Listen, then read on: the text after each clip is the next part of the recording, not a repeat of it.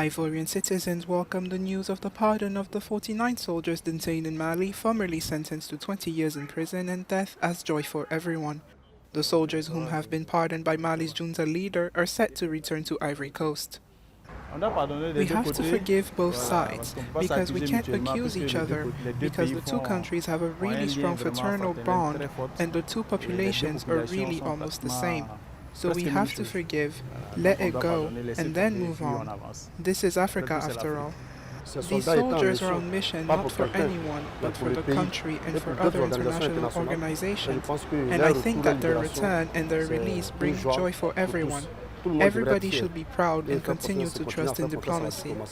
This pardon is set to keep the peace between the neighboring countries and aid in calming the unrest in the region. Relations between ECOWAS and Mali had already been strained before the arrests, as the junta had so far resisted West African pressure.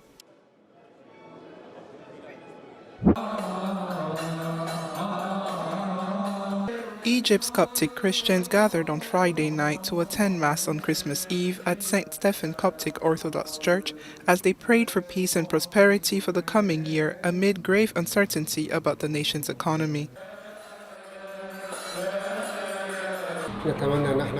We wish to achieve economic stability in the country and that we can reap the fruits of all the efforts that we have been through by the end of the year. It is a tough beginning of year, but hopefully it is going to be a fruitful year for us and for the country. Inflation in the country reached an annual rate of above 18% in November.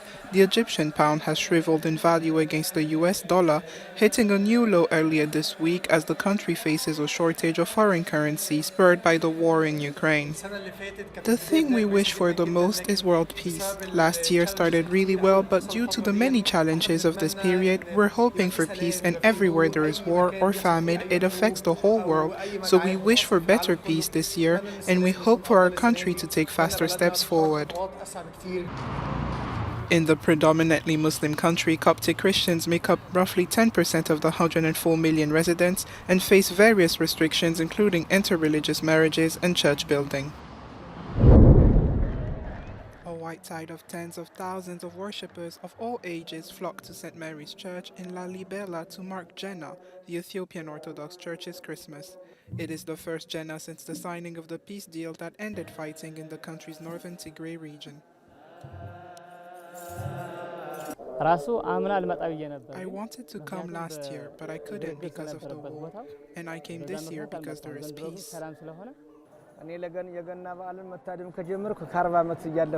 I have been attending the festivities for more than 40 years. I was born, grew up here, and became a priest. This year's celebration is the largest influx of pilgrims I have ever seen.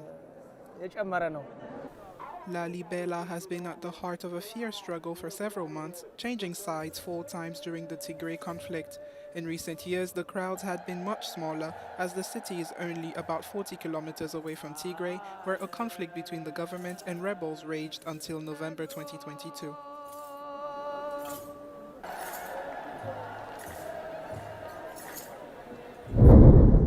Mali's military junta leader Colonel Assimi Goita pardoned the 49 Ivorian soldiers convicted of undermining Mali state security on Friday. The pardon comes 1 week after 46 of the soldiers were sentenced to 20 years in prison.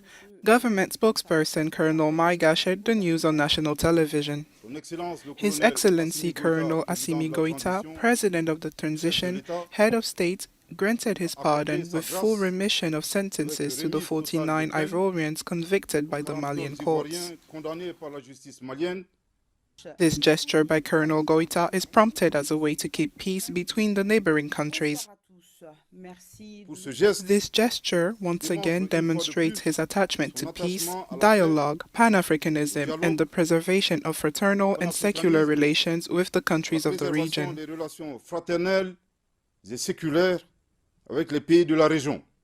The 49 soldiers were detained in July when they went to work for Sahelian Aviation Services, a private company contracted to work in Mali by the UN. A January 1st deadline set by ECOWAS for Mali to release the soldiers was missed, but no sanctions were encountered.